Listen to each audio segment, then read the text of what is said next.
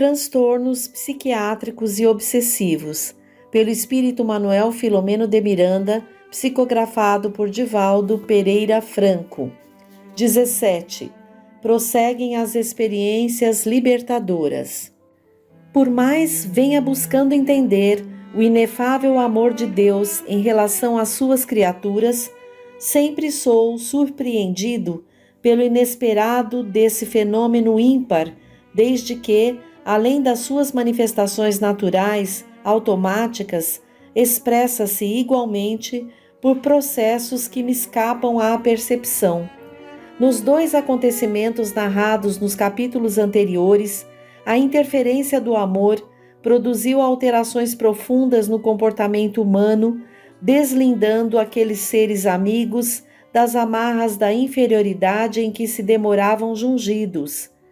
Nesse campo de interferência superior, desempenha papel preponderante a oração, que certamente não consegue modificar as leis soberanas, mas produz significativas alterações nas ocorrências do cotidiano, facultando interação entre aquele que ora e o Pai, a quem é dirigida a prece. Mudam-se-lhe as disposições interiores, ampliando-lhe a área de entendimento da vida e facultando perceber os mecanismos que não conseguia identificar antes. Aplicando-os com serenidade e confiança, conseguem-se os resultados superiores que de outra maneira não se alcançariam.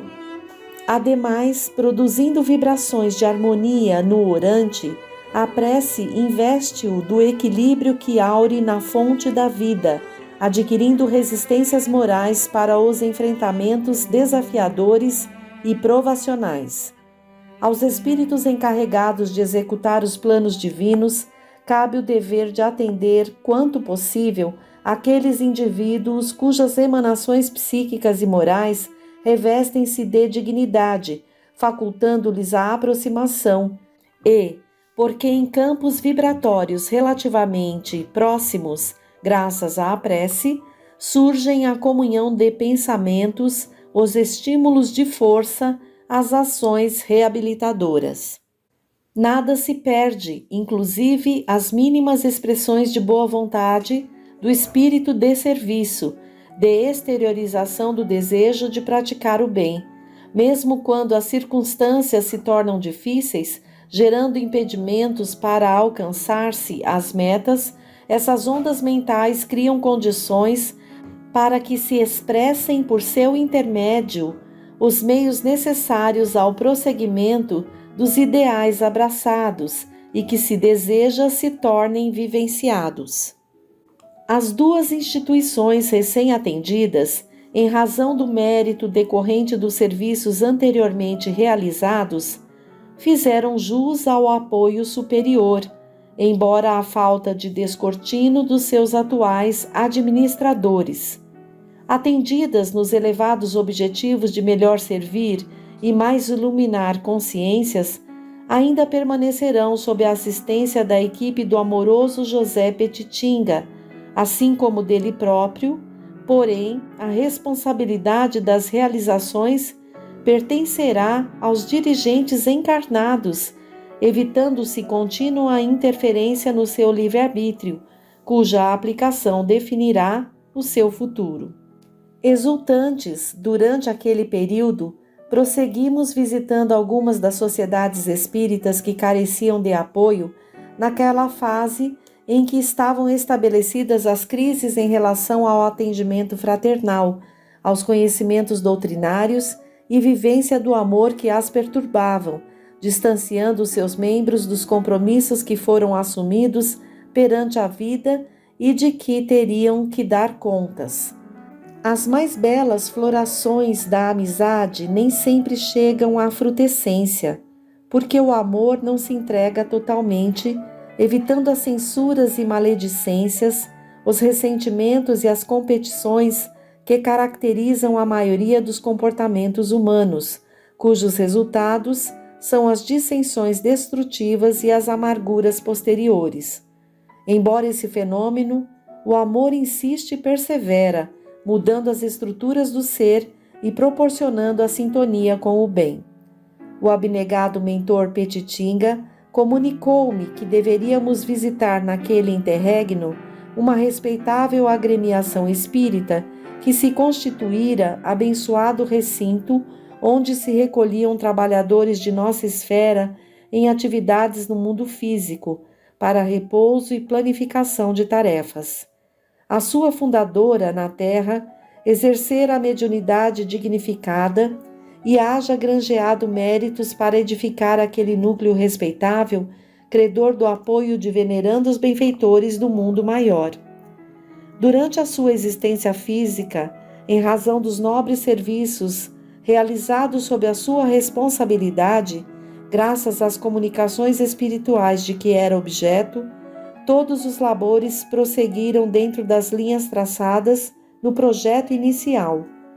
Posteriormente, na última vintena de anos do século passado, em face de ter havido uma irrupção de obras assistenciais espíritas no país, alguns conselheiros, sensíveis e devotados, tiveram a ideia de ampliar os serviços com a criação de um lar para a infância abandonada ou esquecida na orfandade. Nada de mais meritório nesse empreendimento. Faltava, no entanto, a infraestrutura, sob vários aspectos considerada para um cometimento desse porte. Entusiasmados, porém, os corações afetuosos deram início a campanhas de promoção do ideal e lograram construir um lar para meninas, o que foi relativamente fácil. Tudo marchava bem, enquanto as crianças eram pequenas, de fácil controle e sob orientação pedagógica bem estruturada. À medida, porém, que foram atingindo a adolescência e os impulsos do passado vieram à tona, começaram a surgir situações desagradáveis.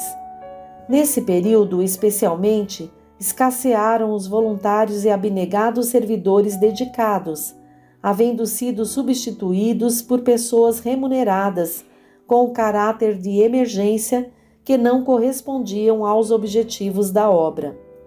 Meninas adolescentes, aturdidas pelo mundo moderno, vítimas dos excessos de toda ordem em existências passadas, retornaram às paixões inferiores do pretérito e desbordaram em condutas extravagantes, fugindo umas do lar, entregando-se outras a injustas revoltas, exigindo atitudes severas que não foram tomadas. Simultaneamente, os gastos aumentaram na razão direta em que os recursos escassearam, ocorrendo a injunção abominável. A sociedade que fora criada para divulgar o espiritismo e orientar as vidas, passou a dedicar todos os seus esforços em favor da assistência social, criando mecanismos antidoutrinários para recolher donativos e utilizando-se da onda de curas, adotando uma das muitas terapias complementares, então denominadas alternativas, para atrair público e, por consequência, conseguir moedas para a caridade que se pretendia realizar.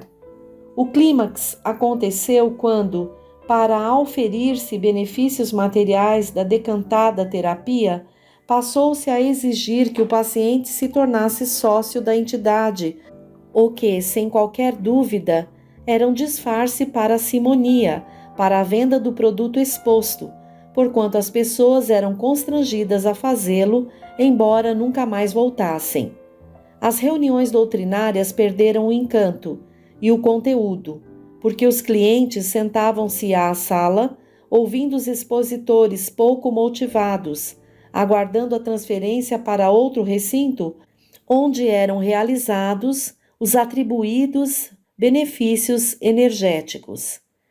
Toda uma parafernália de instrumentos foi colocada nas respectivas salas, dando-lhes um falso aspecto de laboratórios terapêuticos, mais voltados para a sugestão e a autoindução do que portadores de efeitos salutares.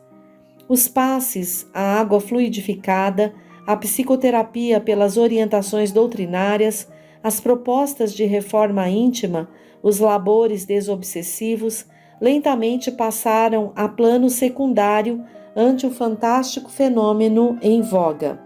Naquela ocasião, a sociedade espírita, em consequência de tal comportamento, era somente um simulacro da veneranda entidade do passado. Foi nessa condição que a irmã Clarinda, sua fundadora, recorreu aos préstimos do nosso benfeitor, porque, por outro lado, as discórdias, as lutas de poder também lá se instalaram, como não podia deixar de acontecer em razão da penetração das trevas organizadas que trabalham pela desmoralização do espiritismo, assim como da mediunidade ali colocada a soldo da indignidade. Em a noite aprazada, o gentil amigo convocou-nos a nós e a outros companheiros da equipe de ação para arrumarmos à grande urbe onde se sediava a Sociedade Espírita, com 4 horas aproximadamente antes do início dos trabalhos. Em lá chegando, fomos surpreendidos com uma fila de 20 pessoas à porta fechada, na expectativa de receberem o mágico recurso terapêutico propalado, como sucede em outros locais, desprotegidas do respeito que se deve ter pelo ser humano em qualquer situação. Tratava-se de um grupo heterogêneo, com problemas os mais diversos imagináveis, em animada conversação, desde a mais fútil à vulgar e acusatória, com a raríssima exceção de um casal enfermo que se concentrava no objetivo da recuperação, pensando em Jesus e nos seus milagres. 1 hora antes de iniciar-se o labor, a porta foi aberta e a movimentação, agora muito mais expressiva de clientes, fez-se com algum alvoroço. À entrada, alguém da casa solicitava uma ficha representativa do pagamento de sócio, e aqueles que não na tinham eram encaminhados à tesouraria ao lado, solucionando-se a questão. A sala comportava umas 400 pessoas e ficou repleta antes do horário convencionado para a reunião. A palestra da noite deveria ser proferida por um convidado especial, dedicado ao estudo e à vivência da mensagem espírita. Estava aguardado, mais por curiosidade do que por interesse de aprendizagem, por grande parte dos diretores da casa. No momento da chegada, foi recebido com certa indiferença por um dos membros, justificando a ausência do presidente, que o convidara e assinalara a data para o cometimento doutrinário, porque o mesmo encontrava-se noutro recinto, organizando os atendimentos terapêuticos para o público, pelo que solicitava escusas. Surpreendido ante o inusitado, o visitante aguardou as próximas ocorrências, que não demoraram. Já à mesa dos trabalhos, recebeu um bilhete do seu dirigente, solicitando-lhe que abordasse o tema em tom baixo de voz, a fim de não interferir nos processos de cura ao lado.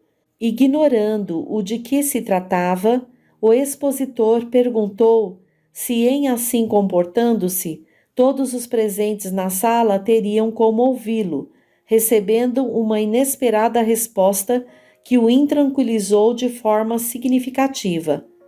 A palestra tem por finalidade entreter os presentes, elucidou o diretor da reunião, enquanto aguardam o momento de serem direcionados para outro recinto onde se dão as operações curativas. O moço ficou aturdido ao verificar que o espiritismo e sua mensagem ali eram somente um entretenimento que precedia aos milagres terapêuticos. Sem alternativa, submeteu-se ao absurdo e, quando pôde proferir a palestra, deu à mensagem um toque de conversação edificante, sem profundas reflexões, enquanto as filas movimentavam-se nos bancos que se esvaziavam com o afastamento dos seus ocupantes, dirigindo-se para o outro ambiente, até quando, praticamente, a sala esvaziou-se, não totalmente, porque alguns interessados preferiram ficar aguardando a conclusão do tema que lhes pareceu oportuno e interessante. Todos, porém, haviam contribuído para a caridade, a manutenção das obras assistenciais, olvidando-se, porém, da caridade para com a doutrina espírita, de superior importância, pelo que se reveste de grandiosa no seu programa de erradicar as raízes do mal, antes que tratá-lo superficialmente, de iluminar as consciências, a fim de facultar a conquista da saúde integral, de desenvolver-se os sentimentos do amor, da fraternidade, do perdão, da verdadeira ação da virtude máxima, que é doar generosamente, sem nada receber em retribuição. Terminada a estranha e tormentosa atividade, o expositor foi convidado a visitar o recinto terapêutico, onde o aguardava, risonho e frívolo, o seu dirigente, que logo esclareceu: nosso objetivo aqui vem sendo cumprido à risca. Todos os enfermos são atendidos dentro da programação. Como vê, estamos equipados para bem servir. Sinceramente compungido, o expositor, igualmente médium ostensivo, serviu de instrumento para que Petitinga, por seu intermédio, dialogasse com o deslumbrado curador leviano. Não será, indagou por seu turno, o objetivo do espiritismo curar o ser interno ao invés da roupagem que o reveste? Não tem por objetivo a reencarnação, a necessidade reparadora e a aquisição de novos conhecimentos para não mais incidir no erro? Observei que os clientes de maneira alguma se interessaram pelas informações espíritas, que são as respostas dos céus a todos os questionamentos e problemas humanos. A preocupação generalizada era a de receber o tratamento que aqui deveriam fazer e fugir do ambiente quanto antes, como quem desejasse o direito de não assumir qualquer tipo de compromisso. Sim, respondeu o insensato, inspirado por um hábil mistificador que se fizera responsável pelas mudanças ocorridas na sociedade. Essa é a função do Espiritismo, sem dúvida, mas nunca deveremos esquecer-nos da caridade imediata, conforme Jesus a fazia.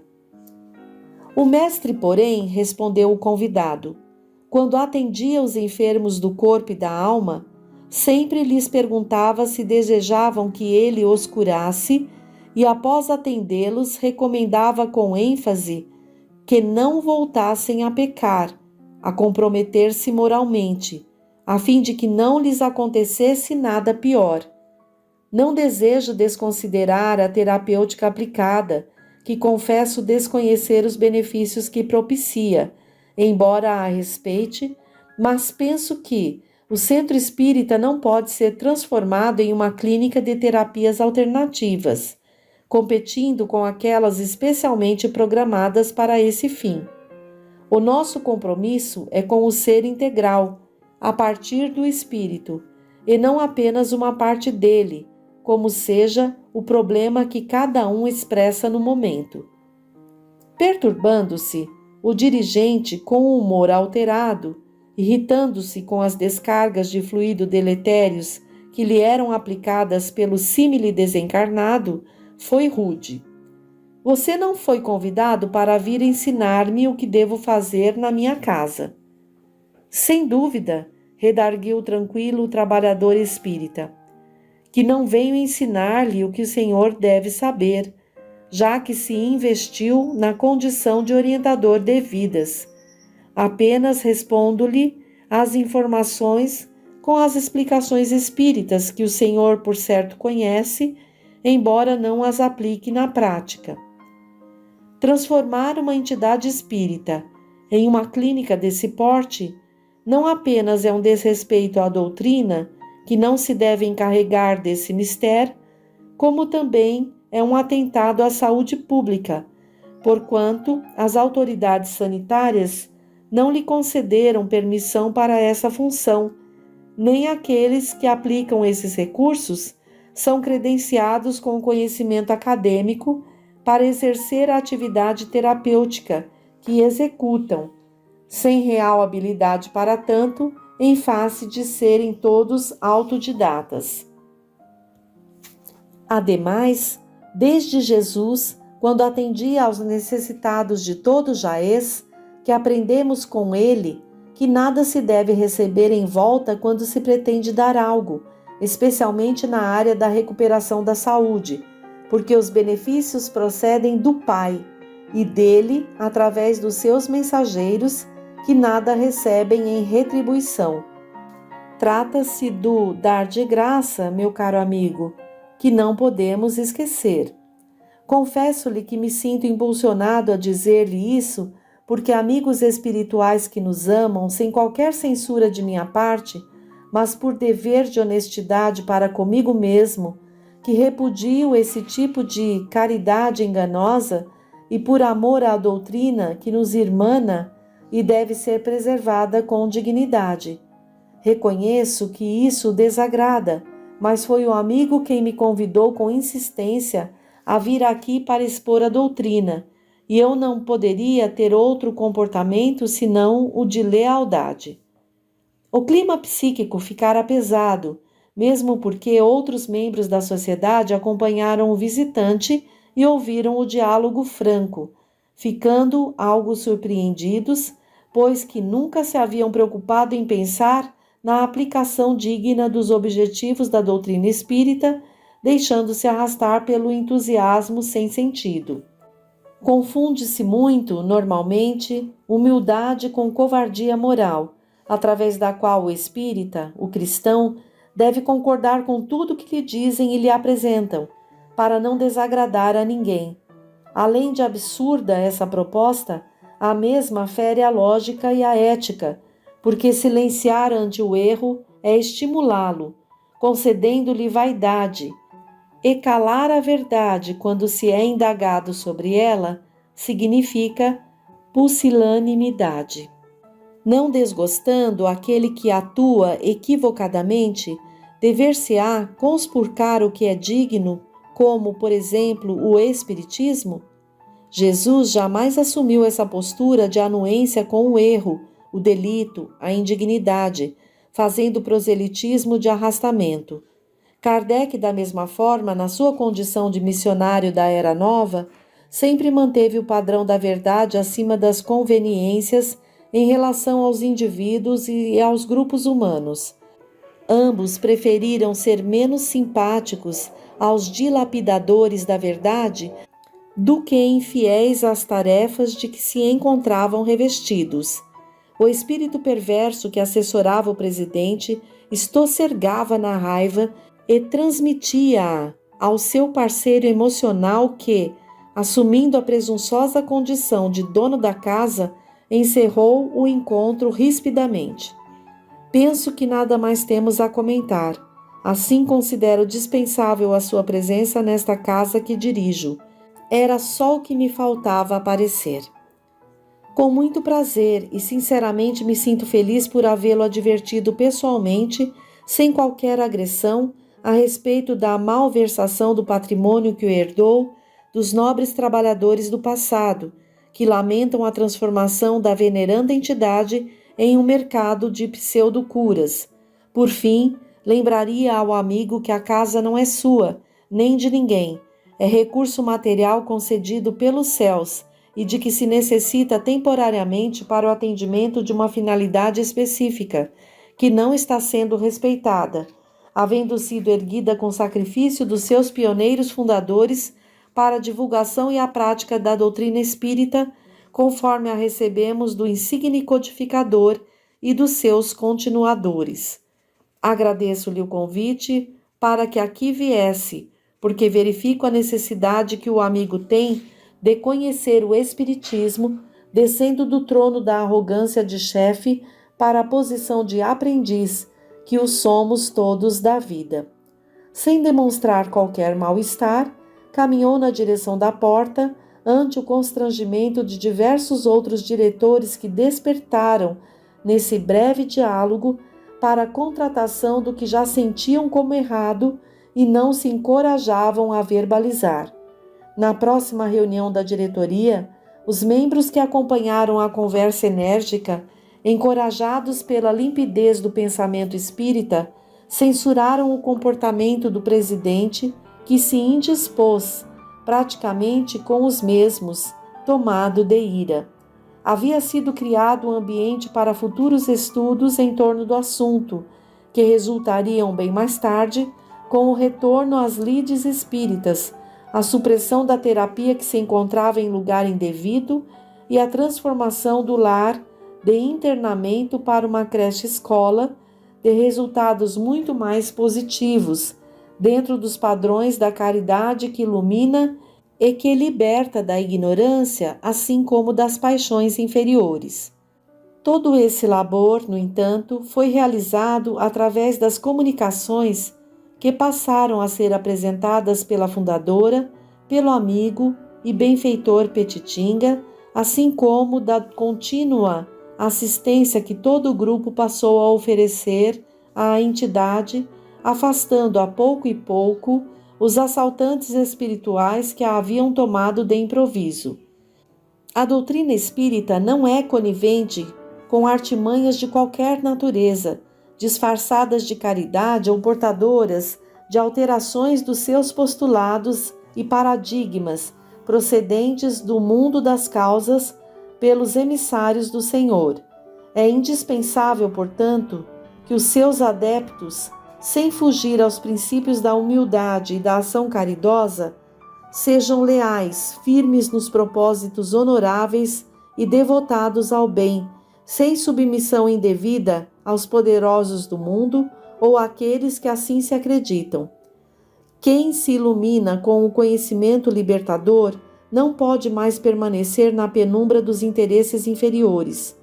O presidente, rancoroso e desacreditado, associou-se a outros descontentes, passando a atacar o instrumento dos espíritos que o orientavam à boa conduta, à sã doutrina, conforme afirmava o apóstolo Paulo quando enunciou: porque virá tempo em que não suportarão a sã doutrina. 2 Timóteo 4:3. Compreensivelmente, as lutas que ali se estabeleceram foram múltiplas. Amparados pelos numes tutelares, os espíritas sinceros que mourejavam na casa permaneceram firmes na vivência legítima dos conteúdos doutrinários, não se dobrando ante as ameaças infantis que surgiram, nem aceitando interferências piegas de intermediários que se denominavam conciliadores. Como o labor era de natureza idealista, nada justificava a aceitação de sentimentos perversos, doentios, separando amigos. Pelo contrário, dos diálogos contínuos, examinados à luz da codificação, saíram as diretrizes seguras para a continuação do ministério abraçado. A irmã Clarinda, ao longo do tempo, utilizando-se de alguns médiuns que se encontravam desviados das tarefas de amor para com os desencarnados e que foram trazidos carinhosamente de volta para exercer os deveres habituais assumidos perante a consciência, prosseguiu insistindo para que se modificassem as disposições do trabalho, mantendo-se os serviços socorristas aos sofredores, mas não constrangendo as pessoas a qualquer tipo de contribuição em forma de pagamento pelos benefícios recebidos.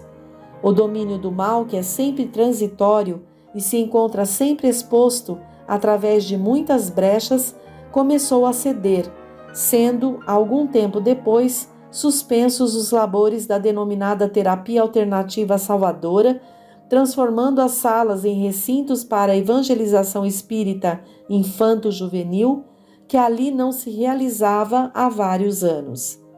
Por ocasião da reunião ordinária de diretoria, um novo grupo assumiu as responsabilidades administrativas com o afastamento do irmão renitente e agressivo, alterando-se os estatutos e modificando-se a estrutura do lar. As crianças residentes que não tinham familiares continuaram até o momento da maioridade, sem renovação de candidatos, enquanto se iniciavam os serviços da creche-escola para as mais necessitadas do bairro, especialmente aquelas cujas mães trabalhavam e não tinham com quem deixar os filhinhos, mas se dignificando. É meritório auxiliar, porém é mais importante transformar o auxílio em salário, elevar o necessitado à condição de adquirente dos recursos indispensáveis à condução da própria existência. Por isso, a lei do trabalho é de relevância, porquanto, ademais dos recursos que propicia a quem labora, eleva o indivíduo e, por extensão, a sociedade a patamares dignificadores. Desse modo, o labor com Jesus, sem qualquer balbúrdia, reconquistou os espaços naquela agremiação que a imprevidência de alguns amigos permitira perder-se.